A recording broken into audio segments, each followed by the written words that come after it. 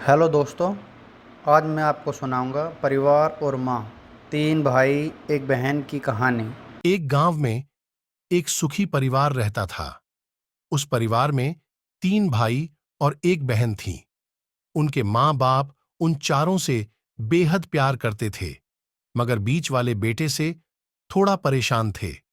बड़ा बेटा पढ़ लिख कर डॉक्टर बन गया था और छोटा बेटा भी पढ़ लिख कर इंजीनियर बन गया था। मगर उनका बीच वाला बेटा बिल्कुल गंवार और आवारा बनकर रह गया।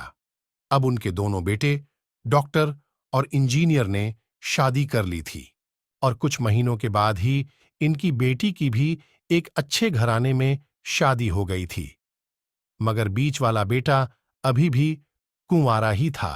वह क्योंकि वो बिल्कुल अनपढ़ था और कहीं पर मजदूरी का छोटा सा काम करता था, इसलिए उसे शादी के लिए कोई भी लड़की नहीं मिल रही थी और उसके माँ बाप उससे बहुत परेशान हो चुके थे। अब जब भी उसकी बहन अपने मायके आती तो पहले वो अपने डॉक्टर और इंजीनियर भाइयों से मिलती थी, मगर बीच वाले भाई से वो बहुत कम मिलती थी क्योंकि वह उसे ज्यादा पैसे नहीं दे पाता था। लेकिन फिर भी वह अपनी बहन से बहुत अधिक प्यार करता था। अब उनके पिताजी की बीच वाले बेटे की शादी के बिना ही मृत्यु हो गई। उनकी मां ने सोचा कहीं अब किसी के मुंह से बंटवारे की बात निकले, इसलिए अपने ही गांव की एक सीधी सादी लड़की से अपने गंवार लड़के की शादी करवा दी। शादी होते ही न जाने क्या हुआ। अब उसका अनपढ़ बेटा पूरा मन लगाकर काम करने लगा और पहले से कहीं ज्यादा मेहनत भी करने लगा। अब तो उसे कोई भी दोस्त बुलाने आता तो वो उसे यही कहता था कि भाई, पहले मैं जैसे तैसे अकेला कमाकर खा लेता था, मगर अब मेरी शादी हो गई तो मुझे अपनी पत्नी के लिए भी कमाना पड़ता है और कल को आने वाले बच्चों के लिए भी तो कुछ जोड़ना ही पड़ेगा। इसलिए दोस्त, अब मैं तेरे साथ नहीं घूम सकता। यह कहकर उसका गंवार लड़का सीधा अपने काम पर निकल जाता है। अब उसके दोनों भाई डॉक्टर और इंजीनियर आपस में ये बात करते हैं कि हम दोनों तो उस गंवार से कहीं ज्यादा पैसे कमाते हैं, इसलिए हम सब घर और जमीन का बंटवारा कर लेते हैं और उस गंवार से अलग हो जाते हैं, क्योंकि अब वो हमारे बराबर कभी भी कमा नहीं सकता। इसलिए उन दोनों भाइयों ने मां के लाख मना करने के बावजूद भी बंटवारे की तारीख तय कर दी और उन्होंने अपनी बहन को भी बुलवा लिया और अपने गंवार भाई से भी कह दिया कि आज तुम अपने काम पर मत जाना, क्योंकि हम सब आज घर और जमीन का बंटवारा करेंगे। उसी वक्त उसकी बहन भी आ जाती है।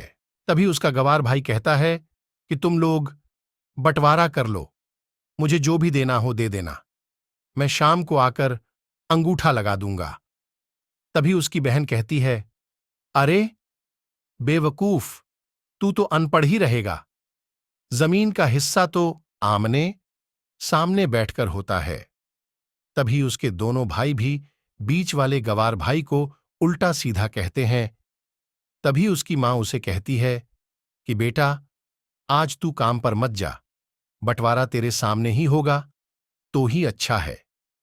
उसी वक्त वकील भी आ जाता है। तभी वकील कहता है कि आपका सारा हिस्सा मिलाकर 10 बीघा जमीन और आपका घर है। अब ये बताओ कि किसको कितना हिस्सा देना है। मैं उसी हिसाब से बंटवारे के कागज बना दूंगा।